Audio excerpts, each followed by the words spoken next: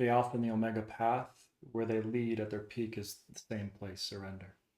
So whether we're doing our practice from alpha or doing our practice from omega, is always the practice of surrender at its ultimate. Yeah.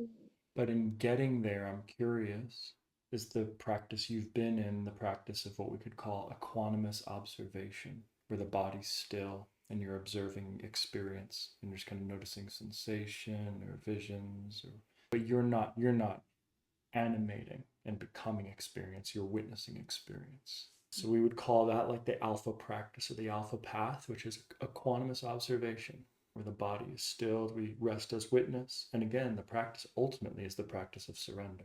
You go into that place and it's beautiful, and you unlock something that is truly sacred, that is beautiful. You know, when London and I go to those places, we might hang out there for the next 2, 3 months, where we're barely eating food for 2, 3 months. We might stop going to the gym or workouts because the body mind gets into such a subtle, profound state that to disturb it even a little bit with resistance training or intense movement, you will shock it out of its subtle state. Right? So these states we enter are so fragile and beautiful. So there's a period of time of honoring that. That's the first thing I'll say. So give yourself space and permission to honor what you're in now for as long as you'd like. We spend months there when we move in and out of these states. The second thing I'd like to point out is this is what energetic agility is all about in our body of work. So for years, what London and I have done is gone to this place and then go to the extreme opposite of completely embodied, gross physical, intense sex, and then going back and then going back and then going back between these two worlds. And it feels like doing suicide sprints. It's incredibly tense. We could do it in a spiritual capacity, like we're talking about now, and you're naming it. You're like, whoa, it feels like so intense or so far away. Yes, that's the suicide sprint of reversing your direction, running in the opposite. And for those of you on this call who want to kind of relate to what this feels like, anyone who's on this call who has work where you're in alpha all day and then you try and switch into omega and then you try and go back into alpha and then that's another form of the suicide sprint I'm talking about between alpha and omega. So I want to point out that's part of it. And at a certain point, it could be fun to exercise those muscles. It could be exhausting, but we learn a lot. Our practice deepens radically when we can touch both of those extremes. So I want to invite that as something for you to consider. The last thing that I want to point out here is, when you're in that still place and you're resting as witness, equanimous observation, you are the witness to that which is arising. And that which is arising may be a sensation, an emotion, thought, a vision, perception of the world. Like you're interfacing with all of that that's arising within this still space, yes? And the more still your mind becomes, the more subtle these vibrations are, the more subtle their movement, the more subtle their texture. And you're aware of all of that, right?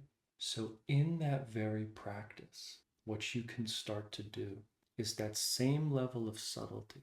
Instead of orienting as the witness, begin to identify as the sensation. Begin to identify as the current, the flow, the movement, the expression, whatever's there animating. And then let your breath animate it. Let your body animate it. Let your vocal cords animate that which is moving through your experience. And what we learn to do in that moment is we learn how to shift from equanimous observation to a equanimous animation, where your body begins to become those subtle currents of form, of movement. And so there's an animation that's flowing through you as you drop out of witness and you come so close to the sensation itself, you become the movement of the sensation. But that same moment can be just as still, just as subtle, just as quiet. And in that way, you can practice energetic agility with staying in those incredibly subtle domains. But when you're working at that level, you're really beginning to understand the nuance of alpha versus omega.